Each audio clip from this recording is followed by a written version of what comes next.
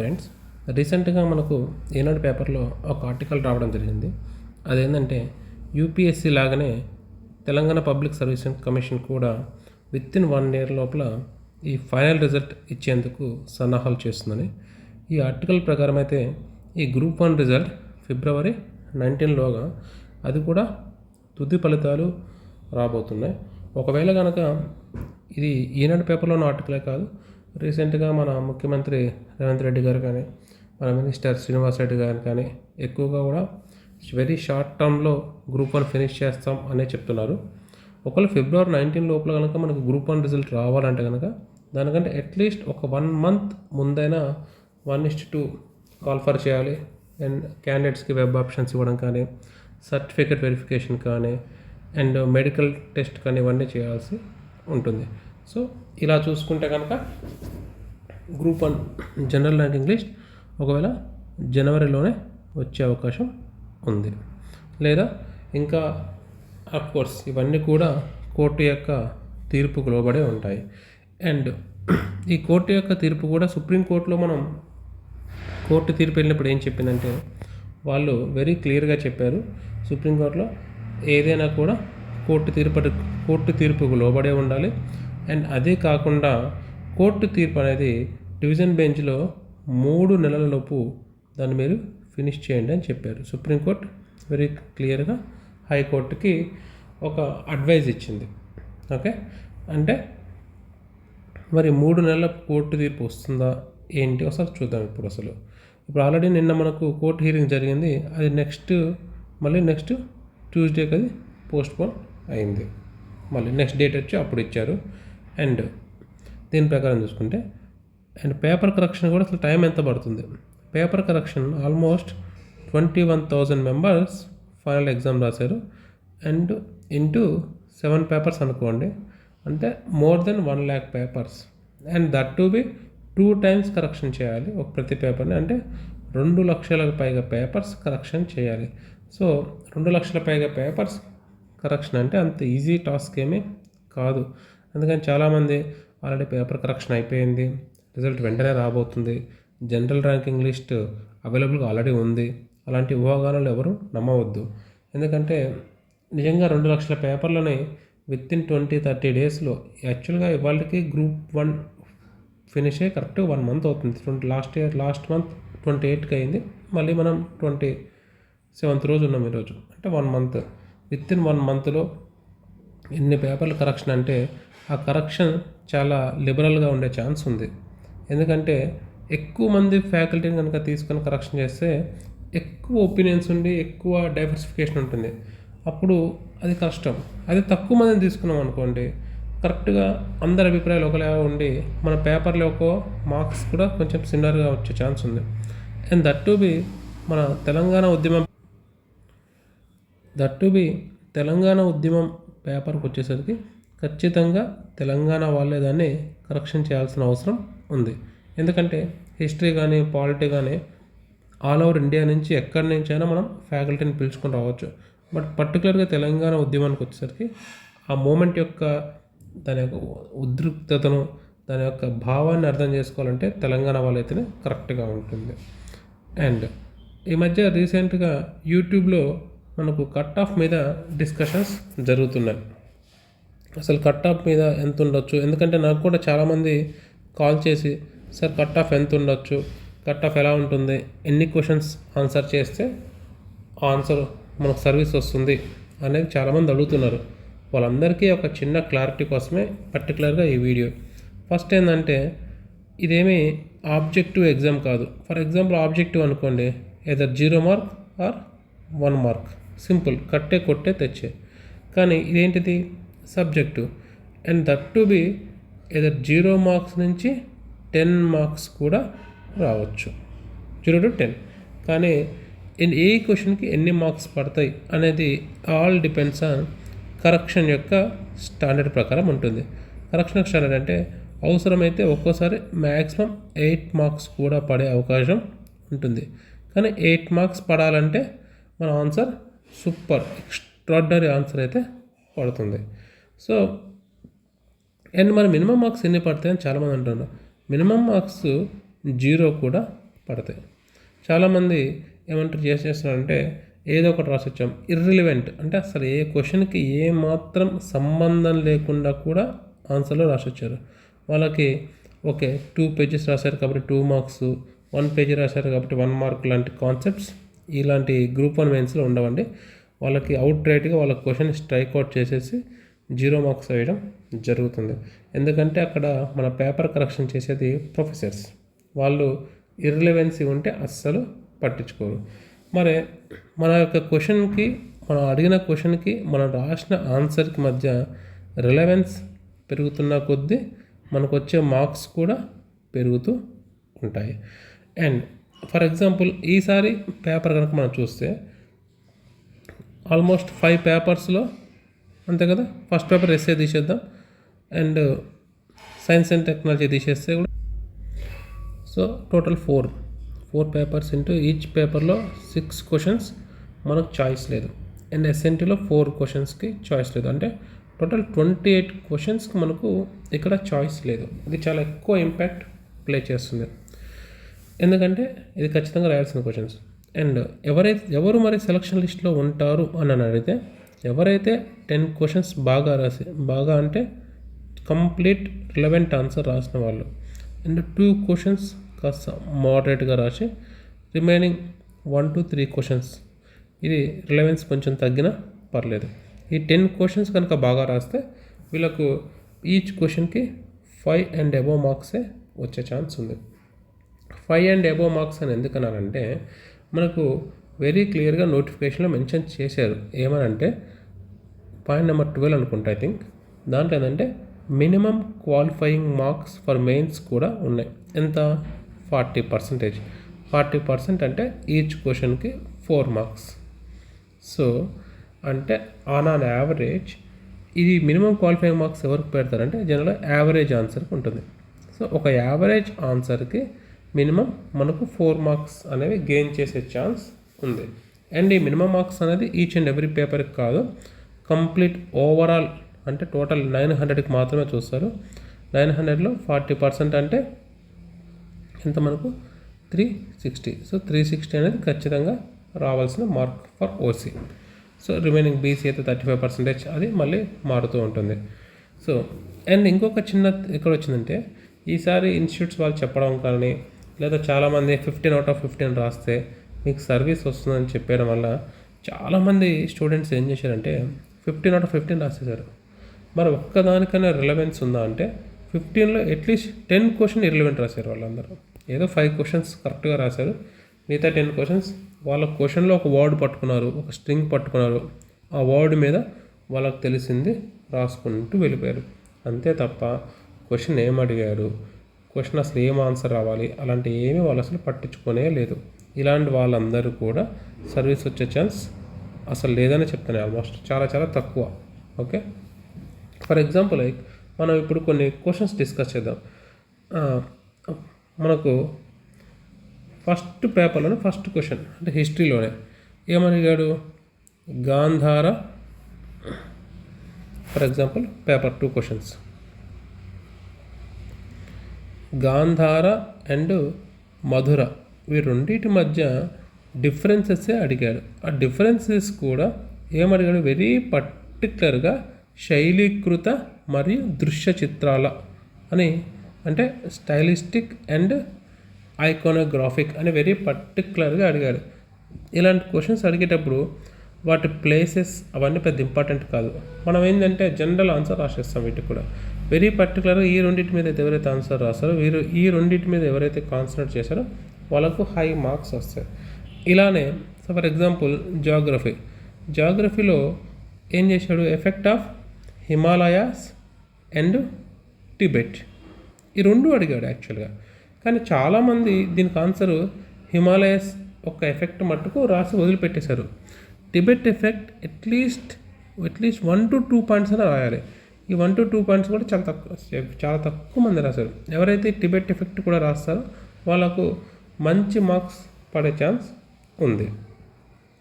అలానే ఈ మన తెలంగాణ హిస్టరీలో కూడా గోల్కొండలో మిశ్రమ సంస్కృతి మీద అడిగాడు.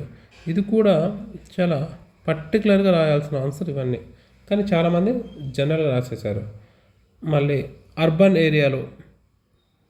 ఏరియాస్లో క్యాస్ట్ అనేది తగ్గుతుందా లేదా అండ్ అన్నప్పుడు ఇది తగిన ఉదాహరణలు ఖచ్చితంగా మనం ఇవ్వాలి. ఎందుకంటే క్వశ్చన్ అలా అడిగాడు. ఫర్ ఎగ్జాంపుల్ లైక్ పెరుగుతుంది అని మీరు చెప్పారనుకోండి, ఎలా పెరుగుతుందో చెప్పాలి. ఎలా పెరుగుతుందని చెప్తారు మీరు? ఫర్ ఎగ్జాంపుల్ లైక్ ఈ మధ్య మ్యాట్రిమోనీ సైట్స్ వస్తున్నాయి. మ్యాట్రిమోనీ సైట్స్ కూడా క్యాస్ట్ బేస్డ్ ఉన్నాయి. వనభోజనాలు వచ్చినాయి. వనభోజనాలు కూడా క్యాస్ట్ బేస్డ్ వచ్చినాయి. ఇలాంటి ఎగ్జాంపుల్స్ మీరు ఇచ్చుకుంటూ వెళ్ళాలి. తగ్గిందనుకోండి, ఎలా తగ్గిందో కూడా అలాంటి ఎగ్జాంపుల్స్తో మనం చెప్పుకుంటూ వెళ్ళాలి. అప్పుడే మనకు ఆన్సర్స్ మంచి మార్క్స్ వస్తాయి. అండ్ ఫర్ ఎగ్జాంపుల్ ఎన్విరాన్మెంట్ పేపర్లో ఏమడిగాడు? ఎన్విరాన్మెంట్ సస్టైనబిలిటీ వర్సెస్ డెవలప్మెంట్ కూడా క్వశ్చన్ అడిగాడు. ఈ ఎన్విరాన్మెంట్ సస్టైనబుల్ వర్సెస్ డెవలప్మెంట్ అడిగిన క్వశ్చన్లో మీరు ఖచ్చితంగా కొన్ని అట్లీస్ట్ ఇవన్నీ మెన్షన్ చేయాల్సి ఉంటుంది. కంప అంటే అడవుల నరికివేతకు వేరే దగ్గర ఫారెస్ట్ పెంచడం కానీ, లేదా గ్రీన్ జీడిపి, లేదా కోస్టల్ రెగ్యులేటరీ జోన్స్, ఇలాంటి వర్డ్స్ ఎవరైతే మెన్షన్ చేస్తుంటారో వాళ్ళకు మంచి మార్క్స్ పడే అవకాశం ఉంది. అలా కాకుండా అభివృద్ధి అండ్ సుస్థిరాభివృద్ధి డెవలప్మెంట్ అని చెప్పేసి అదే పదాలతోటి తిప్పి ఆన్సర్ రాస్తే మనకు మార్క్స్ పడే ఛాన్స్ అంటే తక్కువ మార్క్స్ పడతాయి, మంచి మార్క్స్ పడవు. ఫర్ ఎగ్జాంపుల్ పేపర్ 5 ఇది మన ఎస్ఎన్టీ పేపర్ యాక్చువల్గా చాలా వరకు బౌన్సర్ ఎందుకని అంటున్నా అంటే మనందరం మ్యాథ్స్ కష్టంగా వచ్చింది, మ్యాథ్స్లో 3 to 5 క్వశ్చన్స్ కూడా సాల్వ్ చేయలేకపోయాము అని మాత్రమే ఫీల్ అయ్యారు. బట్ యాక్చువల్గా ఇన్ఫ్యాక్ట్ మ్యాథ్స్ కంటే సైన్స్ పార్ట్ ఇంకా డిఫికల్ట్గా వచ్చింది. ఎందుకంటే వాళ్ళు వెరీ స్పెసిఫిక్గా వెరీ క్లియర్గా క్వశ్చన్లు అడిగాడు. For example like stem cell మీద క్వశ్చన్ అడిగాడు. స్టెమ్ సెల్ మీద క్వశ్చన్ అడగగానే మనం ఏం చేసేసాం, చాలామంది స్టూడెంట్స్ ఏం చేశారంటే స్టెమ్ సెల్ గురించి వాళ్ళకి తెలిసిందంతా రాశారు. బట్ పర్టికులర్గా అడిగాడు ఏమని, స్టెమ్ సెల్స్లోనే రీజనరేటివ్ మెడిసిన్లో దీని ఉపయోగాలు ఏంటి అని వెరీ పర్టికులర్గా అడిగాడు క్వశ్చన్. దీని మీద ఎవరైతే కాన్సన్ట్రేట్ చేసి రాస్తారో వాళ్ళకు మంచి మార్క్స్ పడతాయి. ఫర్ ఎగ్జాంపుల్ అలానే ఔషధ మొక్కల క్వశ్చన్ ఉంది. ఔషధ మొక్కల క్వశ్చన్లో కూడా వాళ్ళు ఏం చేశారు, ఔషధ మొక్కలు అంటే ఏంటి, అవి ఎలా హెల్ప్ అవుతుంది ఏంటి మొత్తం ఆన్సర్ రాశారు. బట్ యాక్చువల్గా ఓకే అది ఇంట్రడక్షన్ వరకు బాగుంటుంది, కానీ ఈ ఔషధ మొక్కల పాత్ర గ్రామీణ మహిళలు వీళ్ళ మీద ఎలా ఉంటుంది, వీళ్ళ ఆర్థికాభివృద్ధికి ఎలా తోడ్పడుతుంది, ఇలాంటిది అడిగాడు. అలానే గగన్యాన్ ఉంది. గగన్యాన్ ఏమడిగాడు, అన్మ్యాన్డ్ అని అడిగాడు. చాలామంది ఏం చేశారంటే ఈ క్వశ్చన్ తప్పు అనుకున్నారు. బట్ ఈ క్వశ్చన్ తప్పు కాదు. ఎందుకంటే గగన్యాన్ అంటారు మ్యాన్డ్ పంపించే ముందు ఒక అన్మ్యాన్డ్ ఎక్స్పెరిమెంట్ కూడా ఉంది. దాని గురించి క్వశ్చన్ అడిగాడు. దాని గురించి ఎవరైతే ఆన్సర్స్ రాస్తారో వాళ్ళకు మంచి మార్క్స్ పడతాయి. అండ్ ఫసల్ బీమా యోజన మీద వచ్చిన క్వశ్చన్ కూడా దాని మీద కూడా దాంట్లో ఉన్న టెక్నికల్ ఎలిమెంట్స్ రాయమన్నాడు. ఓకే, ఇలాంటి చాలా క్వశ్చన్స్ వెరీ స్పెసిఫిక్గా అడిగాడు అన్నమాట ఎస్ఎన్టీలో కూడా. అండ్ పర్టికులర్గా పేపర్ 6 తెలంగాణ ఉద్యమం పేపర్కి వచ్చేసరికి చాలామంది పేపర్ ఈజీ అనుకున్నారు. బట్ దీంట్లో కూడా బౌన్సర్స్ ఉన్నాయండి. ఫస్ట్ క్వశ్చన్ దీంట్లో యాక్చువల్ బౌన్సర్. వాళ్ళు ఏమడిగారు, 1990 ఉద్యమం ములికి నియమాల తర్వాత ఇది విద్య మరియు ఉపాధి అవకాశాల్లో ఇంపాక్ట్ ఎలా రాశాడనమాట. అంటే సక్సెస్ అయిందా ఫెయిల్యూర్ అయిందా అడిగారు. చాలామంది క్వశ్చన్కి ఏం చేశారు, 1919 ములికి నియమాలని మొత్తం లిస్ట్ అవుట్ చేసేసి వివాహం ద్వారా వస్తుంది మొత్తం రాశారు. ఓకే రాయండి కరెక్టే, కానీ క్వశ్చన్లోనే మెయిన్ పార్ట్ మీద కాన్సన్ట్రేషన్ తగ్గిపోయింది. సరే ఇది ఖచ్చితంగా రాయాలి. ఎందుకంటే 1933 ఫార్ములా గురించి రాయాలి, దీంట్లో Nizam subject league or Nizam Mulki league గురించి రాయాలి, ఉస్మానియా యూనివర్సిటీ రాయడం గురించి రాయాలి, దాంట్లో మళ్ళీ ఉర్దూ భాష వల్ల మళ్ళీ ఉత్తరాది వాళ్ళు వచ్చి పనిచేశారని రాయాలి. అసలు ఈ ముల్కీ ఫెయిల్ అయింది కాబట్టి 1955లో కూడా 1952లో కూడా మళ్ళీ ముల్కీ ఉద్యమం వచ్చిందని రాయాలి. ఇవన్నీ రాయాలి, కానీ చాలా తక్కువ మంది రాస్తారు ఇట్లాంటి ఆన్సర్స్. అలానే శ్రీకృష్ణ కమిటీ మీద ఇచ్చిన క్వశ్చన్ కూడా, శ్రీకృష్ణ కమిటీ మీద ఏమన్నాడు, ఇది కాలయాపన అవునా కాదా అడిగాడు. మనం శ్రీకృష్ణ కమిటీలో ఉన్న 6 పాయింట్స్ మెన్షన్ చేస్తున్నాం పర్ఫెక్ట్, కానీ దాంతోపాటు ఎందుకు కాలయాపన అవునా కాదా, అవును అంటే రీజన్స్ ఏంటి, కాదు అంటే రీజన్స్ ఏంటి, శ్రీకృష్ణ కమిటీ కూడా రిలవెన్స్ ఏంది, ఇవన్నీ కూడా మనం రాయాలి. సో ఇలాంటి బౌన్సర్స్ ప్రతి పేపర్లో మినిమం 5 to 6 క్వశ్చన్స్ ఎబోనే ఉన్నాయి. వాటికి మనం జస్ట్ క్వశ్చన్లో ఉన్న వర్డింగ్ పట్టుకొని ఆన్సర్ రాశారు తప్ప కావాల్సిన ఆన్సర్ చాలా తక్కువ మంది మాత్రమే రాశారు. అలా మంచి ఆన్సర్ రాసినప్పుడు మటుకు 7 మార్క్స్ 8 మార్క్స్ అలా వస్తాయి. అండ్ ఈసారి జనరల్గా ఏంటంటే టీఎస్పీఎస్సీ కానీ ఏపీపీఎస్సీ కానీ ఇంట్రో రాశాడా, దాని తర్వాత మెయిన్ పాయింట్స్ రాశాడా, దాని తర్వాత ముగింపు రాశాడా, ఇలాంటివి చూస్తూ ఉంటుంది. బట్ ఈసారి వాళ్ళు మనకు అడిగినప్పుడే సైలెంట్ ఫీచర్స్ అంటే పాయింట్ టు పాయింట్ రాయమని ఈవెన్ ఎస్ఏ పేపర్లో కూడా ఇది మెన్షన్ చేశారు. సో ఒకవేళ కనుక వాళ్ళు సైలెంట్ ఫీచర్స్ మాత్రమే చూస్తే కనుక ఓకే, పాయింట్స్ ఉంటే మనకు గుడ్ మార్క్స్ పడిపోతాయి. సో ఆన్సర్ స్ట్రక్చర్డ్ ఉందా, ఇంట్రో ఉందా, ముగింపు ఉందా, ఇలానే ఉందా, అలాంటి బేసిక్ రోల్స్లో ఫిట్ అవుతుందా లేదా అని చూస్తారు. చూడకపోతుండొచ్చు ఈసారి, ఎందుకంటే they have clearly mention it. And ఇక ఫైనల్గా కట్ ఆఫ్ విషయానికి వస్తే మనం ముందు నుంచి మాట్లాడుకున్నట్టు యావరేజ్గా రాస్తే 4 మార్క్స్ వస్తాయి ఈచ్ పేపర్, ఈచ్ క్వశ్చన్కి. అండ్ ఎక్స్ట్రాడినరీ రాస్తే 7 to 8 వస్తాయి. అండ్ అసలు ఇర్రిలవెంట్గా రాస్తే అవుట్ రైట్గా మీరు 4 పేజీలు 3 పేజీల ఆన్సర్ రాసినా కూడా మీకు 0 మార్క్సే వస్తాయి. సో కట్ ఆఫ్ మీద ఇంత ఉంటుంది ఇలా అని మనం పర్ఫెక్ట్గా ఏమీ చెప్పలేము. Okay, I'm sorry to say this, but ఇది నిజం. ఇది ఆల్ డిపెండ్స్ ఆన్ వాళ్ళు మన ఎగ్జామ్ పేపర్ని ఎలా కరెక్షన్ చేస్తున్నారు, వాళ్ళ స్టాండర్డ్ ఏం పెట్టుకున్నారు, దాన్ని బట్టే ఉంటుంది. అంతేకాని 400 వస్తే నాకు 400+ వస్తే నాకు వస్తుందా, 420 వస్తే వస్తుందా అనేవి ఇప్పుడే మనం చెప్పలేం. ఇది ఆబ్జెక్టివ్ అయితే ఈజీగా చెప్పేయచ్చు ఎంత వస్తుందని. సబ్జెక్టివ్ కాబట్టి ఏమవుతుందంటే మనం రాసిన ఆన్సర్ ఎలా ఉంది, ఎలా రిప్లై అవుతుంది అనేది చాలా ఇంపార్టెంట్ పాయింట్స్. అండ్ ఇది కోర్టు తీర్పు గురించి ఇప్పుడు ఒకసారి మాట్లాడుకుందాం. కోర్టు తీర్పు పర్టికులర్గా డివిజన్ బెంచ్లో ఉన్న జీవో 29. ఈ జీవో 29ని కోర్టు కొట్టేస్తుందా లేదా, ఒకవేళ కొట్టేస్తే మళ్ళీ 3 యాక్చువల్లీ మొత్తం 3 చాయిస్లు ఉన్నాయి. 1 రిజల్ట్ ఇవ్వడం, 2 రీ ఎగ్జామ్ అందరికీ పెట్టడం, 3 రీ ఎగ్జామ్ కొంతమందికే పెట్టి నార్మలైజేషన్. దీనికైతే అందరూ వ్యతిరేకంగా ఉన్నారు, ఎవరు దీన్ని సపోర్ట్ చేయట్లేదు మ్యాక్సిమం స్టూడెంట్స్. అండ్ చాలామంది రీ ఎగ్జామ్ కోసం వెయిట్ చేస్తున్నారు, ఎగ్జామ్ బాగా రాసిన వాళ్ళు రిజల్ట్ కోసం కూడా వెయిట్ చేస్తున్నారు. బోత్ సైడ్స్ స్టూడెంట్స్ యొక్క ఆర్గ్యుమెంట్స్ ఉన్నాయి. ఓకే, ఏం జరుగుద్దో అది మనం కోర్టుకే వదిలేద్దాం, ఎందుకంటే కోర్టు తీర్పు ఎప్పుడు ఎలా ఉంటుందో ఎవరు గెస్ చేయలేరు. ఫర్ ఎగ్జాంపుల్ మీరు కీ కేసే చూసుకొని ఉంటారు, కీ కేస్ ఖచ్చితంగా టీఎస్పీఎస్సీ ఓడిపోతుందని ఊహించారు. బట్ కొన్ని టెక్నికాలిటీస్ వల్ల టీఎస్పీఎస్సీ కేసు ఎందుకు కొంతమంది రిజల్ట్ కోసం వెయిట్ చేస్తున్నారంటే వాళ్ళ రీజన్స్ ఏంటంటే ఆల్మోస్ట్ 10 years అబోవ్ అయింది గ్రూప్ 1 ఎగ్జామ్ జరిగి. అండ్ దీంట్లో ఎక్కువగా ఉద్యోగులు ఎగ్జామ్ రాశారు, వాళ్ళు మళ్ళీ మాకు లీవ్స్ దొరకవు అనేది ఒకటి ఉంది. ప్లస్ ఈ మెయిన్స్ రాయడం అనేది 7 days హైలీ స్ట్రెస్ఫుల్, ఇది చాలా స్ట్రెస్ ఉంటుంది మెయిన్స్ రాయడం. ఈ మళ్ళీ ఈ 7 days ఈ స్ట్రెస్ భరించడం మా వల్ల కాదు అని వీళ్ళందరూ ఇది ఎక్స్పెక్ట్ చేస్తున్నారు. అంతేకాకుండా నెక్స్ట్ నోటిఫికేషన్ కూడా 200+ పోస్ట్తో ఉంటుందని ఒక రూమర్ అయితే రావడం జరిగింది. సో మళ్ళొకసారి అవకాశం దొరుకుతుంది మాకు, సరే ఇది పోయినా మళ్ళీసారి ప్రిపేర్ అవుతాము అన్నట్టు వీళ్ళు ఉన్నారు. రీ ఎగ్జామ్ వాళ్ళు ఏంటంటే ఈసారి కోర్ట్ కేసు అని డిస్టర్బెన్సెస్ చాలా ఎక్కువ జరిగాయి పాపం క్యాండిడేట్స్ అందరికీ. పాపం చాలామంది విద్యార్థులు పోలీస్ లాఠీ దెబ్బలు కూడా తిన్నారు, ఇది కొంచెం బాధాకరం. వాళ్ళందరూ ఏంటంటే ఈసారి మళ్ళీ రీ ఎగ్జామ్ పెడితే అవకాశం ఇస్తే మేము బాగా ప్రిపేర్ అయ్యి బాగా ఎగ్జామ్ రాస్తాం అని చాలామంది విద్యార్థులు ఉన్నారు.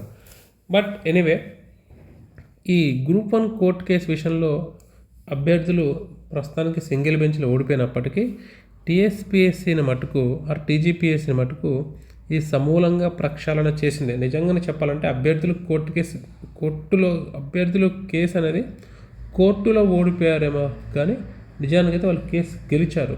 ఎందుకు గెలిచారంటే చూడండి, మీరు గ్రూప్ 3 పేపర్ కనుక మీరు చూస్తే అసలు కీ పరంగా వాళ్ళు మనకు చాయిస్ ఇవ్వకుండా ఇచ్చాడు. పేపర్ చాలా స్పెసిఫిక్గా అంటే ఏ రిపోర్ట్ నుంచి మేము తీసుకుంటున్నాము అడ్వాన్స్డ్ ఎస్టిమేట్సా, రివైజ్డ్ ఎస్టిమేట్సా, ఇలా వెరీ క్లియర్గా మెన్షన్ చేయడం జరుగుతుంది. ఈ మార్పుకు మటుకు ప్రధాన కారణం గ్రూప్ 1 వాళ్ళు చేసిన పోరాటమే. కీ మీద వాళ్ళు చేసిన పోరాటం రిఫ్లెక్ట్ టీజీపీఎస్ మీద చాలా ఎక్కువ పడింది. అండ్ ఇది హెల్ప్ మనకు ఎక్కడవుతుంది, మళ్ళీ గ్రూప్ 2 పేపర్లో కానీ ఫర్దర్ టీఎస్పీఎస్సీ ఇచ్చే పేపర్ అన్నింటిలో కూడా ఈ ప్రభావం ఉంది. అండ్ అలానే వాళ్ళు ఇంకొకటి గ్రూప్ 1 ద్వారా మనకు ఒకటి చెప్పింది ఏంటంటే, ఎట్టి పరిస్థితుల్లో మేము ఎగ్జామ్ పోస్ట్పోన్ కానీ రీషెడ్యూల్ కానీ చేయడం జరగదు. సో దీనివల్ల ఏంటంటే, ఇప్పుడు మళ్ళీ గ్రూప్ 2 కూడా ఇప్పుడు కొంతమంది రీషెడ్యూల్ అడుగుతున్నారు ఆర్ఆర్బీ ఎగ్జామ్ ఉందని చెప్పేసి. బట్ నన్ను తప్పుగా అర్థం అనుకోకండి, బట్ ఇది జరిగే అవకాశం చాలా తక్కువ. అవసరమైతే ఆర్ఆర్బీని పోస్ట్పోన్ చేయమంటారు తప్ప గ్రూప్ 2 అయితే పోస్ట్పోన్ కాదు. ఎందుకంటే ఆర్ఆర్బీ గ్రూప్ 2 కంబైన్డ్గా రాస్తున్న వాళ్ళు చాలా తక్కువ మంది విద్యార్థులు రాస్తారు. సో ఎందుకంటే టెక్నికల్ కాబట్టి. సో ఈ గ్రూప్ 2ని మళ్ళీ డేట్స్ చాలామంది అంటున్నారు 15-20 డేస్ అంటున్నారు కానీ 15-20 డేస్కే మళ్ళీ డేట్స్ దొరకడం కానీ సెంటర్స్ అలొకేట్ చేయడం కానీ కొంచెం కష్టం. అండ్ గ్రూప్ 2 పర్టికులర్గా కాకపోవడానికి ఇంకో ప్రధాన కారణం ఏంటంటే, ఇప్పటికే 3 to 4 టైమ్స్ ఇది వాయిదా పడింది. మరొక్కసారి వాయిదా వేస్తే ప్రభుత్వం చులకన అయ్యే అవకాశం ఉంది టీఎస్పీఎస్సీ కానీ. అందుకని దీన్ని వాయిదా వేయడం కొంచెం కష్టం, అవకాశాలు చాలా తక్కువగా ఉన్నాయి. అఫ్కోర్స్ అభ్యర్థులు కోర్టుకు వెళ్తున్నారు, బట్ అది కోర్టు ఒకవేళ కనుక వాయిదా వేయమని చెప్తే అప్పుడు చేసేదేం లేదు. అండ్ ఈ కీ కేస్ అనేది కూడా గ్రూప్ 1 మీద ఇంకా ప్రభావం చూపిస్తుంది. ఎందుకంటే కీ కేస్ మీద వీళ్ళు ఆల్రెడీ సుప్రీంకోర్టుకు వెళ్ళారు. అది ఈ వీక్లో హియరింగ్కి వచ్చే ఛాన్స్ ఉంది. పర్టికులర్గా ఏదైతే తెలుగు అకాడమీ కానీ వికీపీడియా కానీ వాళ్ళు సోర్స్ అని చెప్పారో, ఈ 2 పాయింట్స్ అభ్యర్థులకి ఒక సోర్స్, తెలుగు అకాడమీ సోర్స్ కాదు వికీపీడియా సోర్స్ అని చెప్పారు. ఇది అభ్యర్థులకి ఒక స్ట్రాంగ్ పాయింట్ సుప్రీంకోర్టులో కేసుకి వెళ్ళడానికి. బట్ ఎనీవే, మొత్తానికి తెలంగాణ ఏర్పడ్డాక స్టార్ట్ అయిన మొట్టమొదటి గ్రూప్ 1 అనేది కొంచెం అందరినీ కన్ఫ్యూజన్లోకి నెట్టేసింది. ఈ కోర్టు కేసులు ఇవి ఎలా వస్తాయో చూద్దాం. ఒకసారి ఈ నెక్స్ట్ ట్యూస్డే మళ్ళీ కోర్టులో హియరింగ్ ఉంది కాబట్టి ఆ రోజు యొక్క ఫైనల్ ఆర్గ్యుమెంట్స్ చూశాక మనం ఒకసారి అసలు ఎలా రాబోతుంది ఏంటి మళ్ళీ మనం డిస్కస్ చేద్దాం. Thank you friends.